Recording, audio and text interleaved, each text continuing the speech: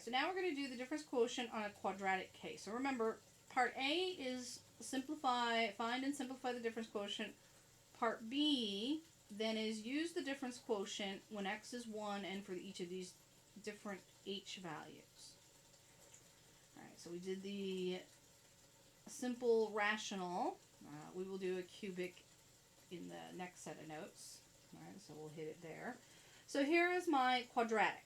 Alright, I've got 16 minus x minus 2x. The first thing is we want to find the difference quotient, which is x plus h minus f of x all over h. So step 1, make sure you plug it in correctly. So the first part is I take my original function and replace x with x plus h everywhere. So this x is going to get replaced with an x plus h. This x is going to, and you replace it parentheses. So it's 16 minus x plus h parentheses minus 2 times parentheses x plus h squared. Alright, so there's the first piece.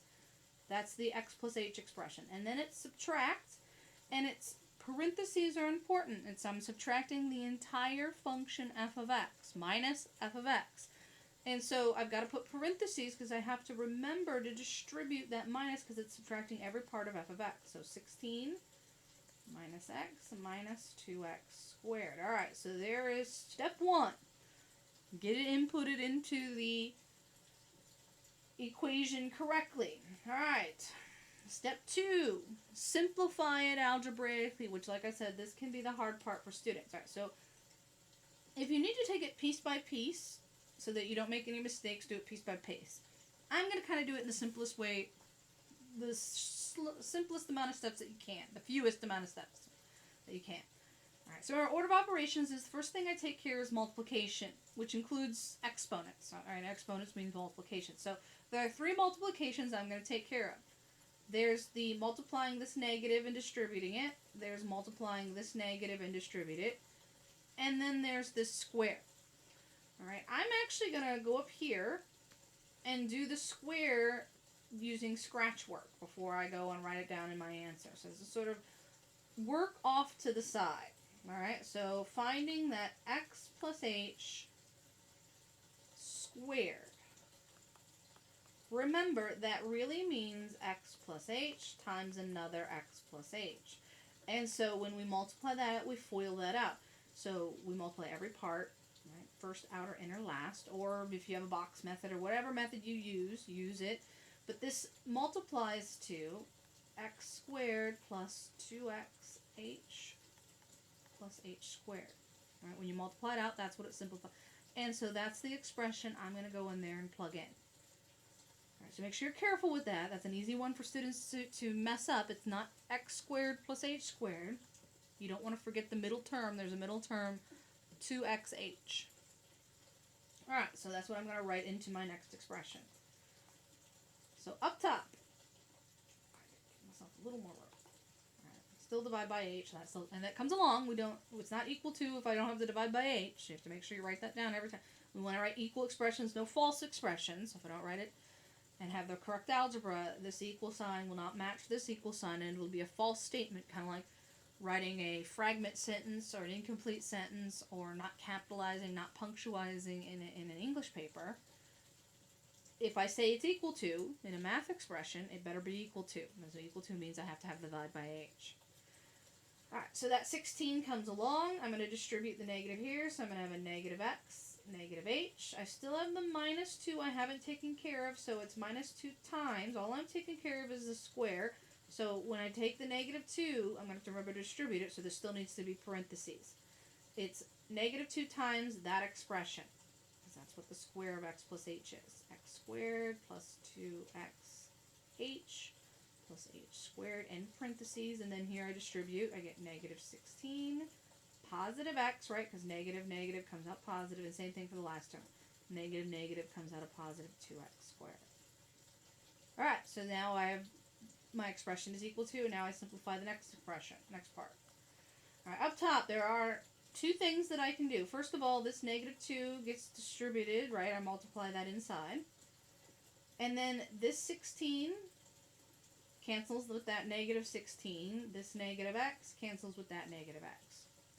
Alright, everything else, though, stays. So make sure I'm very careful when I write out my next. So that 16's gone, that x is gone. I still have a negative h. Distributing my negative 2, so negative 2x squared minus 4x times h minus 2h squared. That 16 is gone, that x is gone. And then I have a 2x squared. Still divide by h, otherwise that won't be equal to. Alright, now I get to cancel out this 2x, negative 2x squared, cancels with that negative 2x squared, and that's all I can do right now. No, there are no like terms. I can't add any terms together. Alright, now, this is the big part. You'll notice, or you should notice, that everything that's left now has an h in it. And that should always happen with quadratics. Everything left over once I'm finished multiplying and canceling things should have an h in it. Alright, so my next is to then reduce, and when I reduce, I'm going to get rid of the divide by h. And so there's two ways to do it. Either you can split the fraction or you can factor.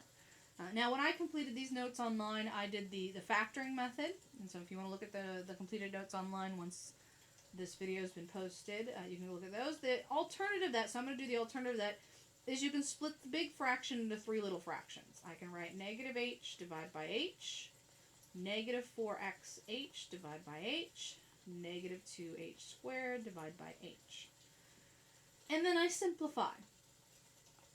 Negative h divided by 8 is going to leave me with a negative 1, right? Because that comes out 1 and the negative is still there.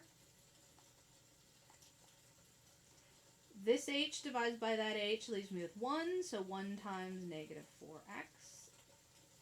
That h reduces with only one of those, so I still have one of them, so negative 2h. And there is my difference quotient, so there's part A. There's my difference quotient completely simplified, and you'll notice we got rid of the divide by h. That's the goal, because now I can plug a 0 in if I wanted to. Alright, the last thing is then part B is to use that. And so remember, we'll fill out that table where I pick my x values, my h values, and then remember this is my difference quotient.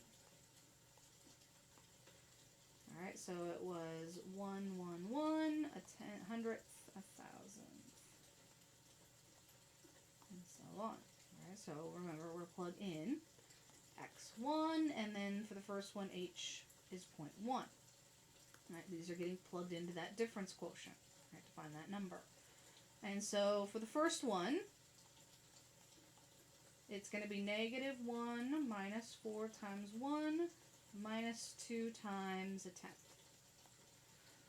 All right, and that simplifies to negative 5.2. Right, then the second example for the second one, it would be negative 1 minus 4 minus 2 times 100th, and negative 5.02.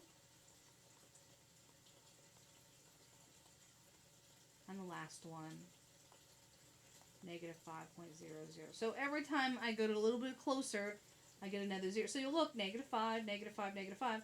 And so this one's approaching negative 5.